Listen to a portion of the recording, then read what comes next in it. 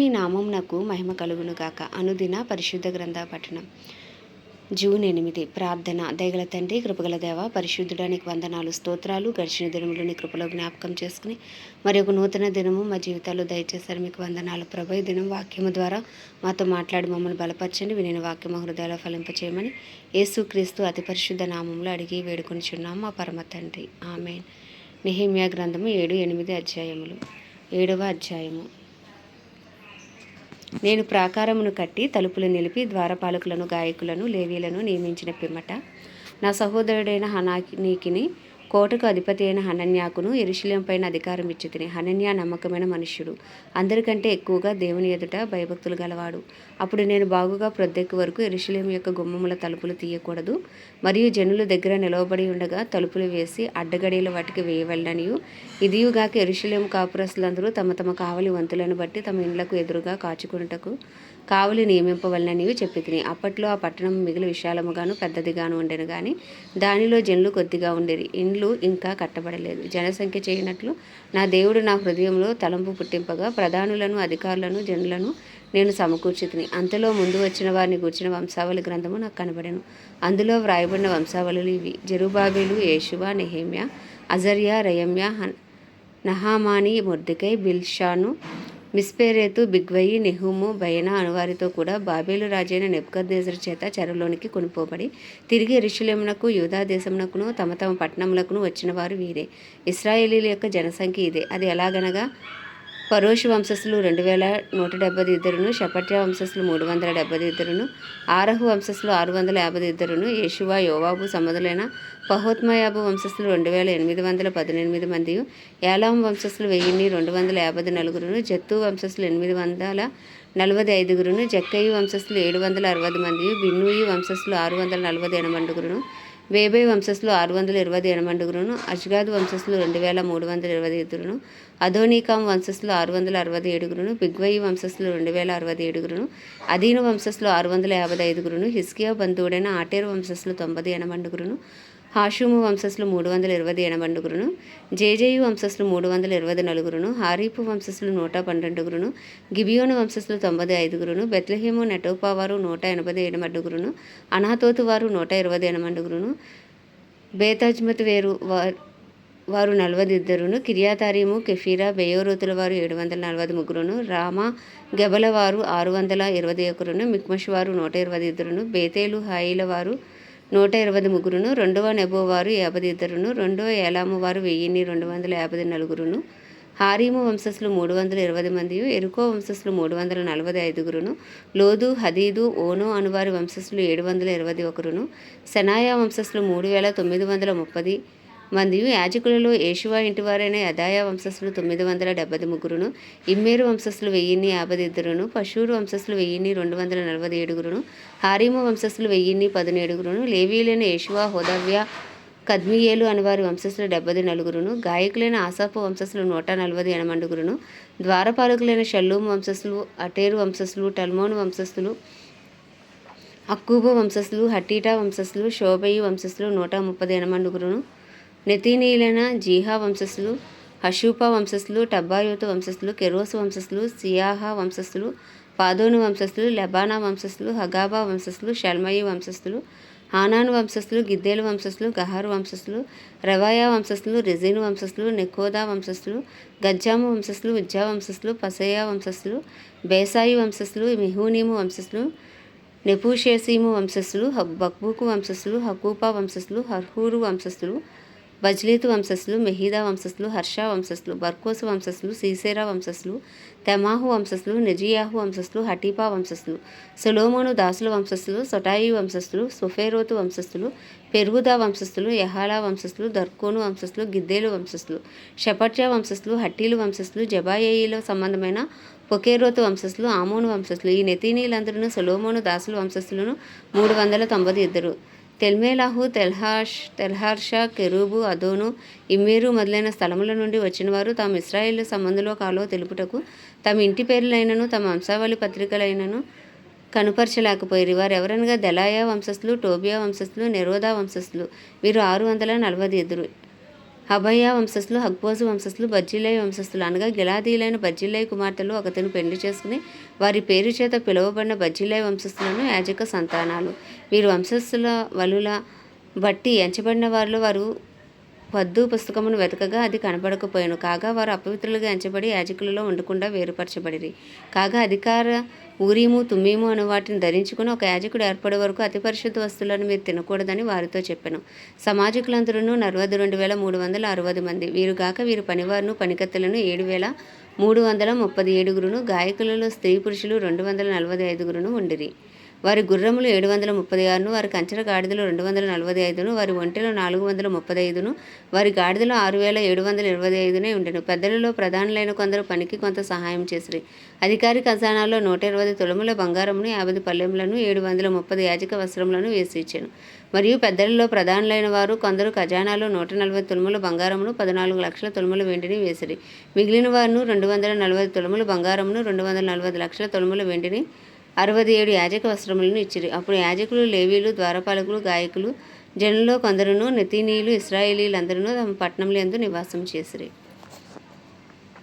8వ అధ్యాయము.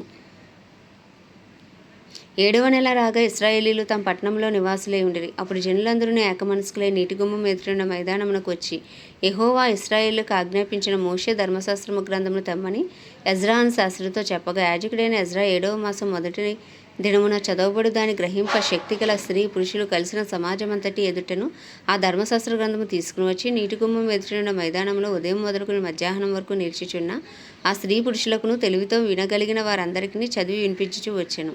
ఆ జనులందరూ ధర్మశాస్త్ర గ్రంథమును శ్రద్ధతో వినిరి. అంతటి శాస్త్రజ్ఞ ఎజ్రా ఆ పని కొరకు కర్రతో చేయబడిన ఒక పీఠం మీద నిలవబడెను. మరియు అతని దగ్గర కుడిపార్శ్వమందు మతిథ్య, షమా, అనాయా, ఊరియా, హిల్కియా, మయాషియా అనువారును, అతని ఎడమ పార్శ్వమందు పెదాయా, మిషాయేలు, మల్కియా, హాషుము, హష్బద్దానా, జకర్యా, మెషుల్లాం అనువారును నిలిచి ఉండిరి. అప్పుడు ఎజ్రా అందరికంటే ఎత్తుగా నిలవబడి జనులందరినీ చూచుచుండగా గ్రంథమును విప్పగానే జనులందరూ నిలవబడిరి. ఎజ్రా మహాదేవుడైన యెహోవాను స్తుతింపగా జనులందరూ తమ చేతులెత్తి ఆమేన్ ఆమేన్ అని పలుకుచూ నేలకు ముఖములు ఉంచుకుని యెహోవాకు నమస్కరించిరి.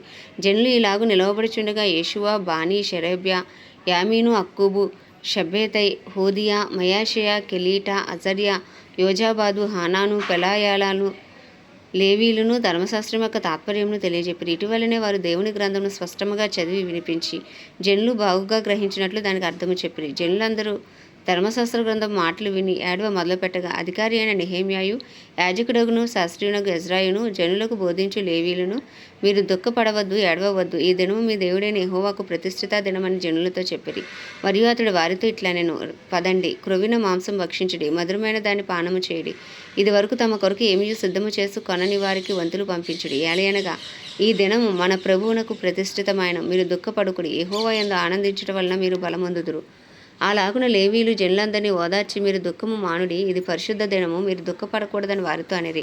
ఆ తరువాత జనులు తమ తెలియజేయబడిన మాటలన్నింటినీ గ్రహించి తినుటకును త్రాగుటకును, లేని వారికి ఫలహారములు పంపించుటకును, సంభ్రమముగా ఉండుటకును ఎవరి ఇండ్లకు వారు వెళ్ళిరి. 2వ దినమందు జనులందరి పెద్దలలో ప్రధానులైన వారును, యాజకులను, లేవీలను ధర్మశాస్త్ర గ్రంథపు మాటలు వినవలనని శాస్త్రి అయిన ఎజ్రా యొద్దకు కూడి వచ్చిరి. యెహోవా మోషేకు దయచేసిన గ్రంథములో చూడగా 7వ మాసపు ఉత్సవ కాలమందు ఇశ్రాయేలీలు పర్ణశాలలో నివాసం చేయవలనని వ్రాయబడి ఉండుటకును గోనెను మరియు వారు తమ పట్టణములన్నిటిలోనూ యెరూషలేములోను ప్రకటన చేసి తెలియజేయవలసినదేమనగా, మీరు పర్వతమునకు పోయి ఒలీవ చెట్ల కొమ్మలను, అడవి ఒలీవ చెట్ల కొమ్మలను, గొంజి చెట్ల కొమ్మలను, ఈత చెట్ల కొమ్మలను, గుబురుగల వేరువేరు చెట్ల కొమ్మలను తెచ్చి వ్రాయబడినట్లుగా పర్ణశాలలు కట్టవలను. ఆ ప్రకారమే జనులు పోయి కొమ్మలను తెచ్చి జనులందరూ తమ తమ ఇండ్ల మీదను, తమ లోగిళ్లలోను, దేవమందిర ఆవరణములోను, నీటి గుమ్మపు వీధిలోను, ఎఫ్రాయిము గుమ్మపు వీధుల్లోనూ పర్ణశాలలు కట్టుకొనిరి. మరియు చెరలో నుండి తిరిగి వచ్చిన వారి సమూహం పర్ణశాలలు కట్టుకుని వాటిలో కూర్చుండిరి. నూను కుమారుడైన యెహోషువ దినములు మొదలుకుని అది వరకు ఇశ్రాయేలీలు అలాగున చేసి ఉండలేదు. అప్పుడు వారికి బహు సంతోషం పుట్టెను. ఇదియుగాక మొదటి దినమున మొదలుకుని కడ దినము వరకు అనుదినము ఎజ్రా దేవుని ధర్మశాస్త్ర గ్రంథము చదివి వినిపించుచూ వచ్చెను. వారు ఈ ఉత్సవమును 7 దినముల వరకు ఆచరించి తర్వాత విధి చొప్పున 8వ దినమున వారు పరిశుద్ధ సంఘముగా కూడుకొనిరి. ఆమేన్. దేవుడి పరిశుద్ధ వాక్యము మన వినికిడిలో దీవించునుగాక. ప్రార్థన. దయగల తండ్రి, కృపగల దేవ, పరిశుద్ధుడానికి వందనాలు, స్తోత్రాలు. జీవాధిపతి, న్యాయాధిపతి, మృత్యుంజయుడ, మహాగణుడ, మహిమా ఘనతకు అర్హుడవు, యోగ్యుడవు, పూజ్యుడవు, కృపను చూపుటకు ఐశ్వర్యవంతుడవు, కృపా సత్య సంపూర్ణుడవు, కృప వెంబడి కృపతో కాపాడుచున్న దేవుడవు, నీకు వందనాలు, స్తుతులు, స్తోత్రాలు. ప్రభా, మా కొరకునైనా భూమి మీదకు దిగివచ్చి నీ పరిశుద్ధమైన నిష్కలంకమైన రక్తాన్ని మా కొరకునైనా చిందించావు. ప్రభా, నీకు వందనాలు. మా పాపాన్ని మీద వేసుకుని మీ నీతిని మాకు ఇచ్చిన దేవా, ఈ ఉదయకాలంలో నీ అమూల్య రక్తాన్ని ఆశ్రయిస్తున్నాం. అపరాధములు, పాపములు, దోషములు, అతిక్రమములను నీ సన్నిధిలో ఒప్పుకొనిచుండగా నీ రక్తంతో కడగండి, పవిత్రపరచండి, పరిశుద్ధపరచండి. అయ్యా, నిందారహితులుగా నీతిమంతులుగా మమ్మల్ని తీర్చండి. ప్రభా, నీకు వందనాలు. పరిశుద్ధాత్ముడా, మాలోనికి రండి, మమ్మల్ని బలపరచండి, మమ్మల్ని ఇంకను వాడుకొని నీ చిత్తానుసారులుగా, నీ హృదయానుసారులుగా, నీకు ఇష్టలుగా జీవించి భాగ్యం మాకు దయచేయండి. తెలివి, జ్ఞానము, బుద్ధి, వివేకము నైనా ఆలోచన మాకు అనుగ్రహించండి. భయభక్తులు మాలు పుట్టించండి. అయ్యా తండ్రి, నీకు వందనాలు, స్తోత్రాలు. ఆత్మల వర్ధిల్లే కృపను మాకు అనుగ్రహించమని వేడుకొంచున్నాం.